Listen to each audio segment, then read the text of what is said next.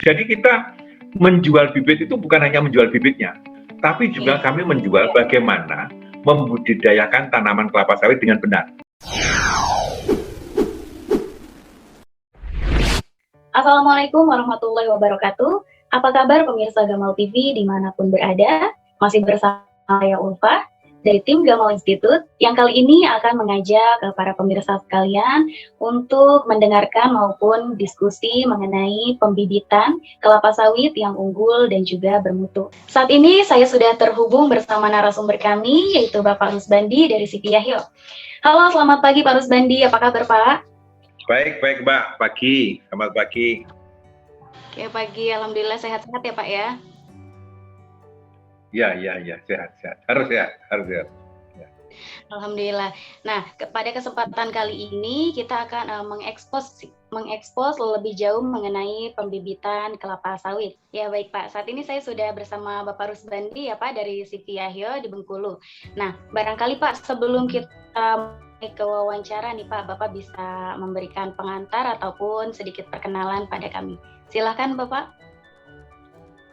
Terima kasih Mbak Ulfa, kami diberikan kesempatan untuk bisa memberikan informasi apa yang kami lakukan selama ini, bahwa kami penangkar benih kelapa sawit. Kalau dulu kami berproses mulai kami menjadi pusat penelitian kelapa sawit Medan, dan kami mulai kegiatan tersebut tahun 2003. Tahun 2003 itu diinisiasi dengan adanya banyak peredaran benih kelapa sawit ilegal di Bengkulu. Kita mulai menertibkan pada waktu itu benih-benih ilegal, tetapi problem lanjutannya petani tidak tahu kemana beli benih yang benar. Maka pada waktu itu dirintislah usaha pembenihan kelapa sawit. Pada waktu itu dikenal pembenih kecil atau penangkar kelapa sawit yang dilakukan oleh Mas Yahyo. Jadi Mas Yahyo itu petani kelapa sawit yang pada waktu itu gelombang pertama lah kira-kira di daerah itu yang melakukan usaha penanaman kelapa sawit. Tetapi dengan kesulitan itu baru tahu bahwa benih menjadi faktor utama yang harus kita berikan solusi. Sehingga pada waktu itu mulailah kami membibitkan kelapa sawit. Begitu Mbak, selanjutnya kami berproses bersama teman-teman bergabung dengan perkumpulan penangkar benih tanaman perkebunan, dan pada saat yang sama kami berproses dari usaha perorangan dulu milik pembenih kecil Yahyo, kemudian bermanuver menjadi usaha dalam bentuk badan hukum menjadi CV Yahyo. Saya sebagai komandan RI. Begitu Mbak Ulfa. Ya, baik, terima kasih banyak Pak Rusbandi ya. Jadi memang usaha penangkaran ini khususnya di bibit sawit itu memang menjadi faktor utama ya Pak ya untuk produktivitas dari kelapa sawit itu sendiri. Jadi pemilihan bibitnya ini nih harus betul-betul diperhatikan. Ya, baik Pak Rusbandi. Nah, untuk bagaimana dari Siti Yahyo di tahun 2021 ini Pak dalam memproduksi benih kelapa sawit. Mungkin untuk target produksinya maupun siap salurnya seperti itu Pak, bisa diceritakan?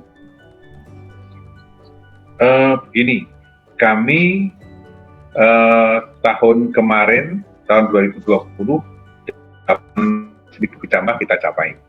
Kemudian tahun 2020 itu disalurkan tahun 2021.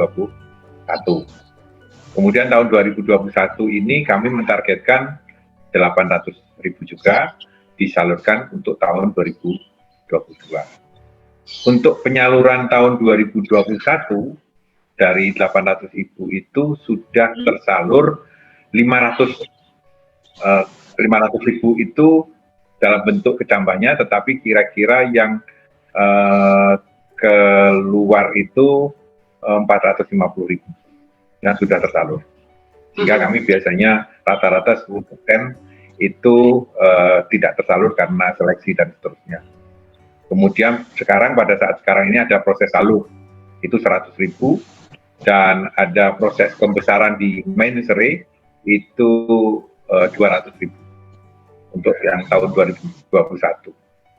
Kemudian kalau benihnya kami berasal dari Pusat Penelitian Kelapa Sawit Medan.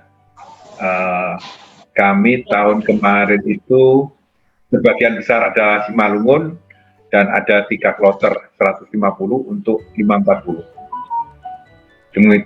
Demikian juga tahun ini.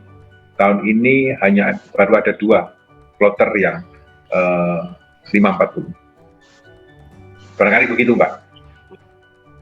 Oke ya, terima kasih Pak Rusbandi. Jadi bisa disimpulkan untuk tahun lalu ya Pak ya, 2020 maupun tahun 2001 masih sama ya Pak ya, 800.000 bibit tadi ya Pak. Ya, Mungkin ya. untuk tahun berikutnya Ya, ada rencana untuk tahun berikutnya Pak, apa mungkin masih ada rencana peningkatan atau memang sudah ditargetkan masih di 800.000 ini Pak? Kalau kita melihat bahwa sekarang sudah tumbuh usaha-usaha baru di sekeliling kita, jumlahnya juga sudah mulai banyak.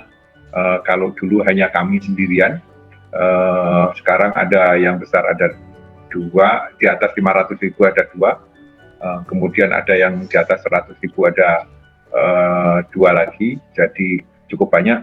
Kemudian di bawah 100.000 ada 4 penangkar yang berproses juga ada, sehingga kami tidak akan menambah kapasitas dan kami akan melihat seberapa kemungkinan yang dimungkinkan kami bisa salurkan. Tadi di TV juga apa difokuskan untuk program PSR atau bisa juga untuk petani swadaya Pak? Bisa juga ya Pak ya untuk petani juga? Kami tahun 2022 saya kira mungkin 50% PSR, 50% untuk umum. Karena untuk PSR sudah banyak yang menjadi penyedia untuk menjadi mitra petani. Ya, oke. Jadi tidak menutup kemungkinan ya Pak ya. Jadi tidak hanya untuk fokus nih pada program PSR gitu, tapi dengan demikian tetap membantu mensukseskan program untuk pemerintah ya Pak ya. Nah, baik Pak, tadi Bapak sudah sampaikan juga pada kami, bibit juga tadi Bapak sampaikan berasal dari PPKS Medan ya Pak. Tapi untuk varietasnya tadi ada apa saja Pak? Ada Simalungun ya, kemudian apalagi tadi Pak? Mungkin Simalungun bisa sama 540. Sama ya, 540. Kami fokus pada Simalungun 540 dan barangkali Langkat, tetapi kami lebih banyak ke Simalungun dan 540 karena itu hampir karakternya sama. Hampir karakternya sama. Oke, jadi memang fokus sementara ini di TV itu Simalungun dan 540. Bisa diceritakan nggak sih Pak kira-kira apa nih kelebihannya gitu maupun keunggulannya mengenai dari varietas 2 varietas ini? 540, mungkin dari produksinya itu? 540 itu pelepahnya pendek, jadi 5,5 meter. Kalau yang lainnya itu kan pelepah panjang 6,2 meter. Jadi dengan pelepah pendek, populasi tanaman per hektar itu 143. Kemudian karena pelepah pendek, juga karakter yang lain adalah pertumbuhan meningginya ini relatif tidak cepat. Sehingga dia mempunyai kelebihan ketika kita melakukan panen, itu tidak cepat meninggi. Kalau meninggi kan lebih susah. Terus kemudian jumlah pelepahnya, jumlah pelepahnya lebih banyak, sehingga dia memungkinkan jumlah buah lebih banyak per tahun. Terus kemudian dengan jumlah buah lebih banyak per tahun, maka memang tidak besar-besar, tidak terlalu besar. Kan kalau pelepahnya panjang, meningginya cepat, itu biasanya buahnya besar.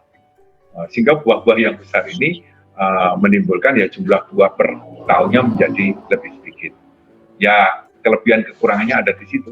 Tetapi dengan pelepah buah yang sedikit ini, buah yang kecil-kecil ini kalau dihitung totalitas produktivitasnya lebih tinggi, masih lebih tinggi. Kalau 540 hampir 35 ton per hektar per tahun. Wow, cukup banyak itu Pak, sangat banyak ya Pak ya. Tapi untuk ketahanan terhadap mereka, hampir semua masih sama ya. Kita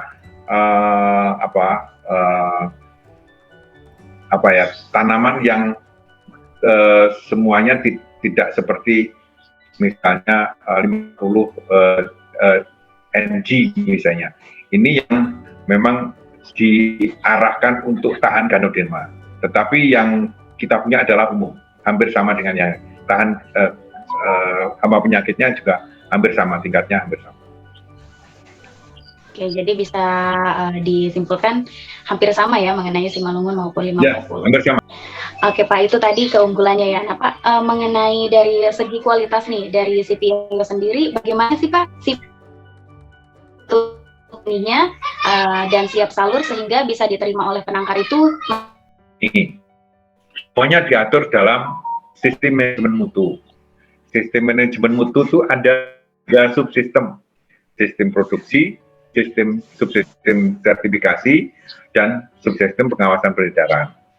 Bagaimana memenuhi mutu dengan 3 subsistem ini? Kami berada di subsistem produksi. Di subsistem produksi kan ada ketentuan umumnya. Permentan 50 13C itu salah satunya adalah harus memiliki tenaga ahli. Kita semua belum punya bukti tertulis bahwa kita itu sebagai ahli penangkar kelapa sawit. Ini yang sedang kita perjuangkan dengan lembaga sertifikasi profesi hortikultura dan perkebunan. Jadi harapannya kami pun akan menjadi peserta pertama untuk memenuhi, supaya kami itu memenuhi kompetensi sebagai penangkar kelapa sawit. Itu yang pertama. Kemudian yang kedua, ketika kami sudah mendapatkan sertifikasi, kami melalui proses pelatihan dan diuji, di asesmen oleh lembaga sertifikasi profesi. Nah ini lembaga sertifikasi profesi ini adalah lembaga yang memang independen, sehingga kami tidak bisa mempengaruhi di sana, maka kami hanya berusaha untuk kami memenuhi itu. Pelatihannya kami sampai bisa juga memenuhi pasal 18, itu membuat prosedur. Dan kami kebetulan, kami sudah menyiapkan, nah, jadi ini kami ada panduan mutu. Nah, ini panduan mutu CP Yahyo. Artinya kompetensi yang kita harapkan, nanti kita semuanya sampai mampu membuat dokumen mutu ini.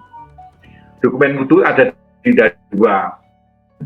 Satu, pedoman mutu, itu bersifat pokok-pokok, langkah-langkah yang akan kita kerjakan, tahapan-tahapannya.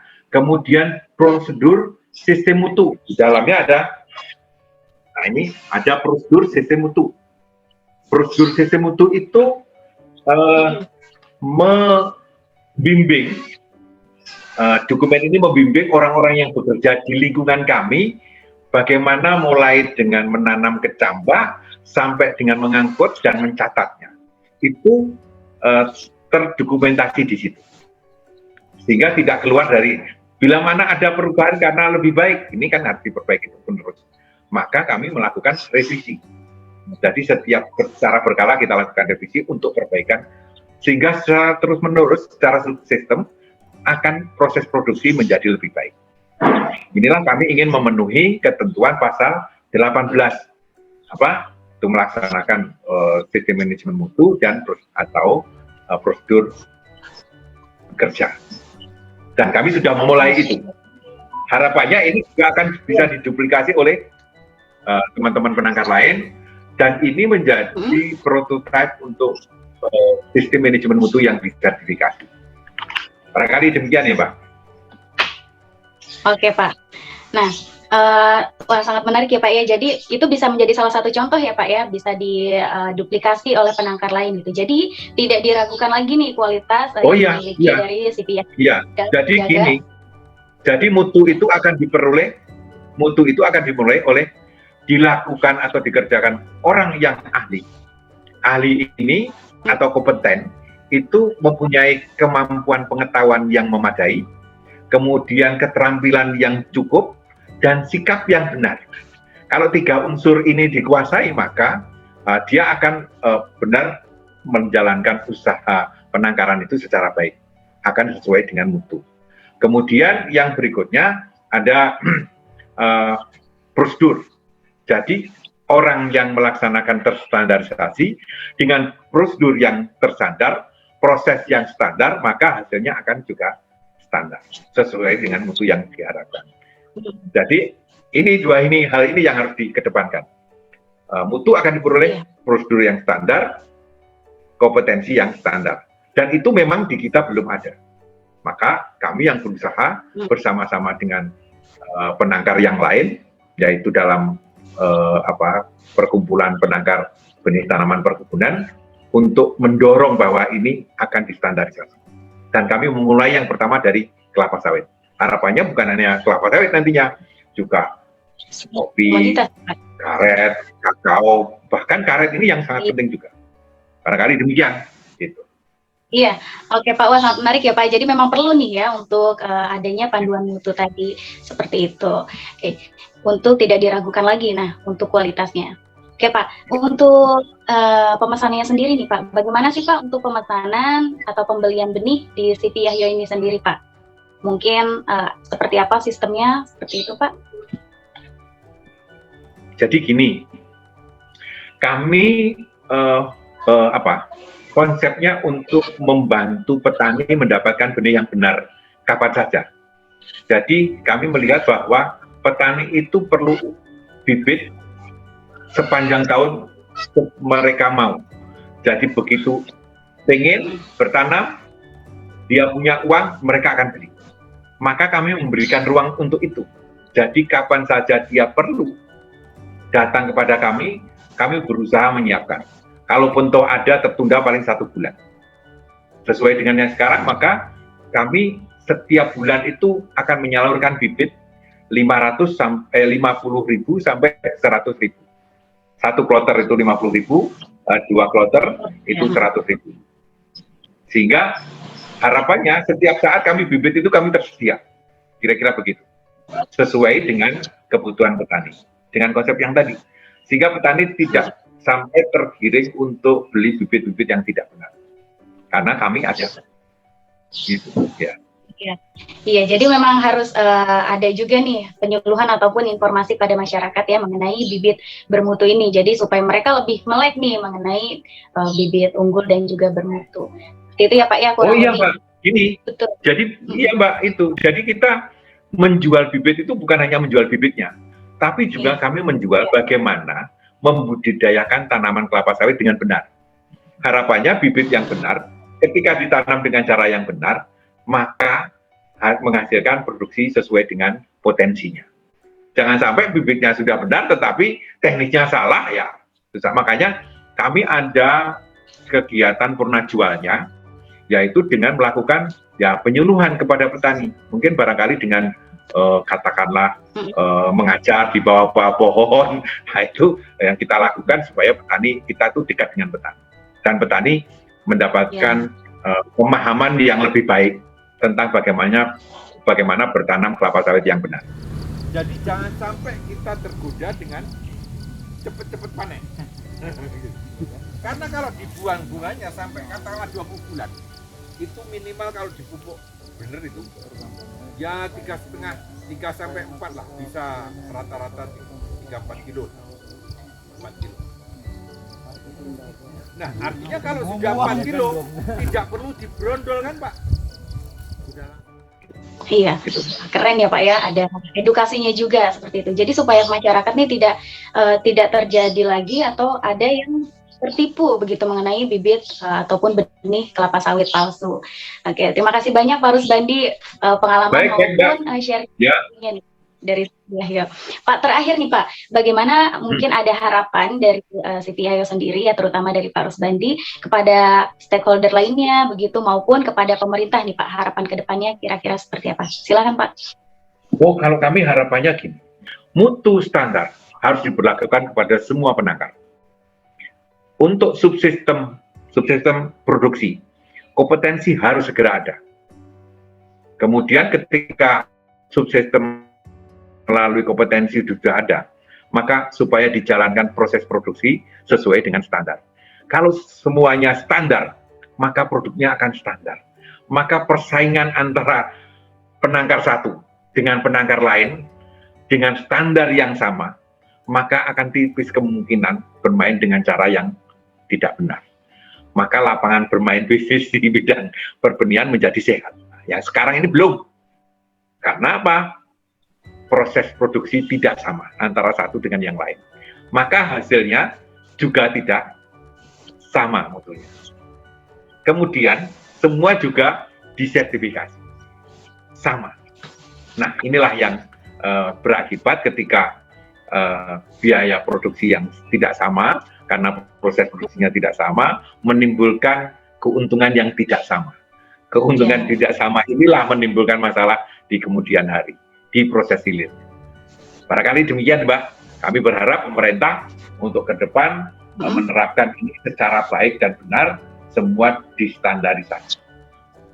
Harapan kami dengan demikian maka semua mendapatkan keuntungan, petani, penangkar, dan juga pemerintah mendapatkan kesempatan yang baik untuk mendapatkan hasil yang benar.